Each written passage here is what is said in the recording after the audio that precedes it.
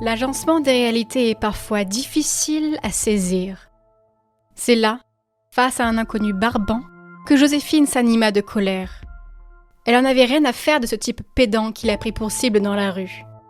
Elle ne faisait que marcher pour rentrer chez elle, mais apparemment, c'était suffisant pour se permettre de tels comportements. Ce n'était pas le premier de la journée à venir l'emmerder. Elle n'était donc pas très surprise. Alors, ce gars, sûr de lui sans en douter, s'était planté devant elle en commençant à déballer ses mots, qui n'étaient que des reproches. Joséphine ne comprenait pas grand-chose à ce qu'il disait, mais voyait très bien qu'il était hostile. Les rictus de son visage sursautaient de haine à chaque syllabe, et ses bras s'agitaient en menace vers elle. Joséphine essayait un temps de garder son calme et d'ignorer ce type comme à son habitude. Mais ce dernier se mit à la suivre, en continuant à gueuler. Ainsi, après quelques pas où il la rattrapa, le visage noir de Joséphine se retourna pour lui faire face. Cet homme suivait en lui un élan justicier qui ne se reposait que sur la recherche d'un coupable à condamner. Il voulait avoir raison coûte que coûte.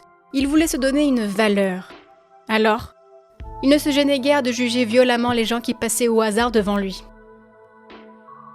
Joséphine avait autre chose à faire que d'essayer de comprendre les agissements d'un vaurien puéril. Elle n'avait pas à écouter et à répondre à ses propos douteux, au relent tout à fait raciste et misogyne. Rien d'autre que des cris, des insultes et des menaces ne pouvaient donc ressortir de cette situation, agitant la haine d'un côté comme de l'autre. Coincées dans différentes visions, ne pouvant s'accorder sur rien entre elles, c'est donc l'expression d'une frustration, ne cessant de se répéter et contrariant leurs attentes, qui prenaient en eux place de maître.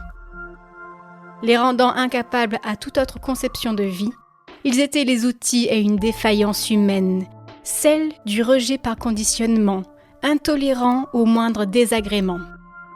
Ainsi, rien ne pouvait les arrêter à ce déferlement.